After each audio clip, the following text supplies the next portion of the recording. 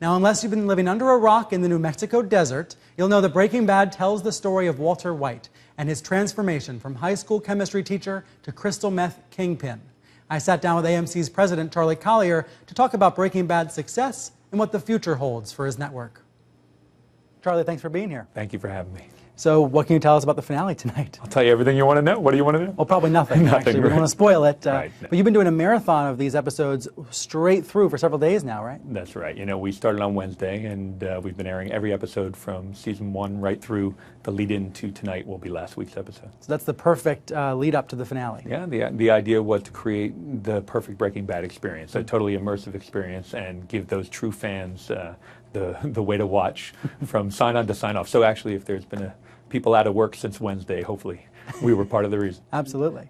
And this show started small. I remember the ratings being 1, maybe 2 million viewers in the beginning, and then it slowly built into what it is now, which feels like a television phenomenon, the likes of which we haven't seen since The Sopranos ended on HBO maybe 6 years ago. What do you think are the reasons why it's been able to build like that so steadily? Well, that's an incredibly flattering comparison. I think it has been a show that has built each year. In fact, over the last 5 years, we've really worked to not just get people to come to the series, but to give them ways to stay current and catch up. So, you know, we really are clicking on all cylinders. Starting with the day after a premiere, we'll put it on our cable and satellite and telco partners, and then there's EST and, you know, all the Apple and Amazon. So that means renting it on iTunes? That's right, electronic sell-through, and obviously the DVD window. And throughout on AMC, we'll be running marathons. And then a few weeks before the next season, Netflix kicks in. So it really is a full ecosystem where we drive to what I'm so passionate about, which is the water cooler event, the live television event. And then for those who want to watch again or those who missed it, we really try to keep them current.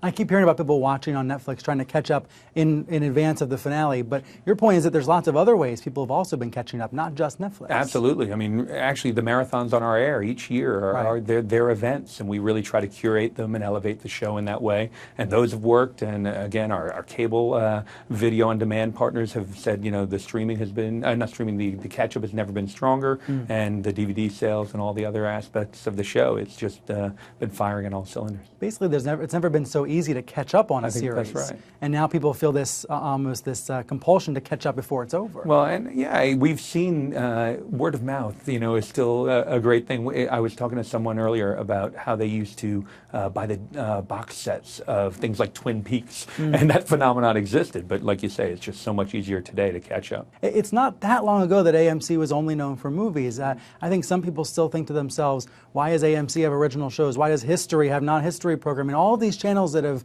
evolved over the years have gotten people's attention in cable. What is AMC's strategy nowadays? It's not just movies, but it still has movies. Well, that's right. No, movies are at our core, and so often we'll take some of the finest movies of all time. In fact, we are still the largest, most widely distributed movie network in the country. But what we've done is created high-end content. We always used to say we're premium television, but on basic cable. And could we create series, original series, that not only can stand the test of time, but can stand side by side with some of the greatest movies of all time? So actually, you know, you look at Breaking Bad, we had done a month of anti-hero films, and we called it March Badness, and that led into the original Breaking Bad series. So often when we're at our best, we take some of the best movies and pair it with these original series that now have, you know, garnered critical acclaim of their own as recently as Sunday. Yeah.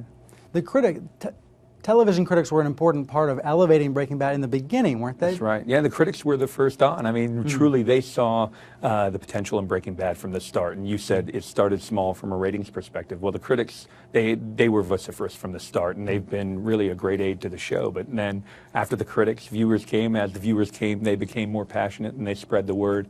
And as I said, we've, you know, worked with the ecosystem to really try to continue to give people opportunities to catch up and then come back to the live event on AMC.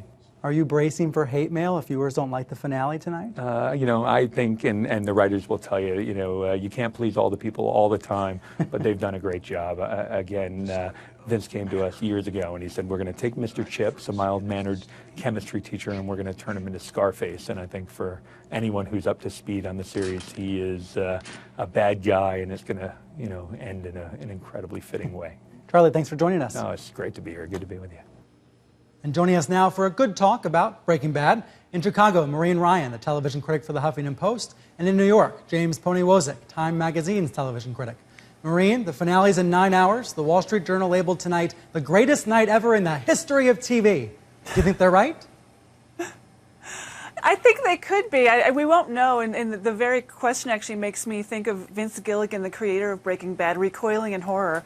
Because one of the many things that Breaking Bad has going for it is that Vince Gilligan is the most modest guy in the whole entire western half of the Americas. I think that he's just not at all someone who's prone to boasting or, sort of getting really in people's face about his show. I think it's definitely going to be exciting. I've been nervous about it all weekend. I don't know about you, but I feel like I'm sort of trembling and waiting to see how they resolve everything. James, how are you feeling? You feeling the same way? I'm feeling tense. I don't know if you've noticed, but they've ratcheted up the tension a bit on Breaking Bad lately. And, it's this mixture of anticipation and excitement and the dread of potentially seeing a terrible thing, maybe a great terrible thing unfold before my very eyes. So, yeah. My blood pressure's up. Maureen, you've called this the most disciplined show on TV in a long, long time. What do you mean by that? I think it's a really rigorous show. I think you didn't have a middle 3 seasons of, hey, remember those wacky hijinks that the guys got up to in the meth RV or in the super lab? I don't think it's a show that really wanted to overstay its welcome, and I think it's a very big temptation both for show creators, the cast, and networks for sure. Anyone who's making content these days wants that content to be something that people keep on using and wanting and making money for everybody. But I think Breaking Bad is one of those rare shows you can sit there and look at and say, every single piece of that mattered. Maybe not every single piece, but every single piece of it led to something else. They were incredibly disciplined in how they got rid of things that other shows would have milked for 2 or 3 seasons. And I think for that very reason, it's so laudable how they didn't really try to overstay their welcome. It's both aesthetically pleasing in that rigorous way, but also I think in a moral sense. We're all hyped up about Breaking Bad and the finale, and I think that I've been through this with other finales, and probably James has been too with Lost, with The Sopranos. Right. Everyone gets really amped up, and you're getting pitches in your email inbox, 20 an hour, and that's that kind of thing, and everyone's excited.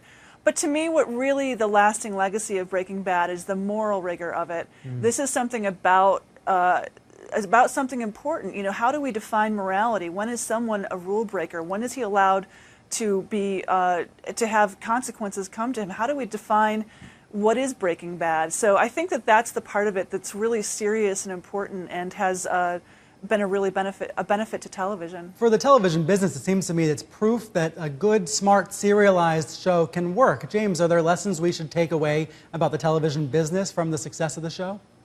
Well, I think that there are a few things, I think the key is, smart and good. Without the quality of the show, the success that followed would not necessarily have followed. But I think that, Breaking Bad has shown. We used to have a thing in television way back in the days of 3 networks where you aired least objectionable programming, right? Where the idea was you try to give as many people as few reasons as possible to change the channel. Right. And Breaking Bad, I think, is an example of the successful kind of show that can be good by being intense, by not necessarily being for everybody, but for the people who are into this, intensely dramatic, unsparingly searing moral examination. And it's tremendously satisfying, and therefore it finds a way to create an audience with rather than a very broad audience that cares a little bit about the show. Right, it's not for everybody. It cultivates a deeper audience that cares a lot about the show. A viewer named Don pointed out on Twitter during the segment that, Michael J. Fox's premiere on NBC got more viewers than Breaking Bad last week. Are we in the media giving the show too much attention? I think that I'm not necessarily sure that we're giving it well. We tend to give everything too much attention when things get really exciting toward their ends. Because I was in the position of writing about the show like Maureen, I'm sure several years ago, when it was sort of hard to interest people in the show, even though it was very good then, because it wasn't sexy, it wasn't like Mad Men or whatnot. But I do think that it's worthwhile in media to like I was saying. Do coverage that reflects the intensity and not just the breadth of interest in something. Right, the media likes to... a ton of people watch, Wheel of Fortune every night. It doesn't mean that they necessarily care as intensely about Wheel of Fortune the way they do about the finale of Breaking Bad.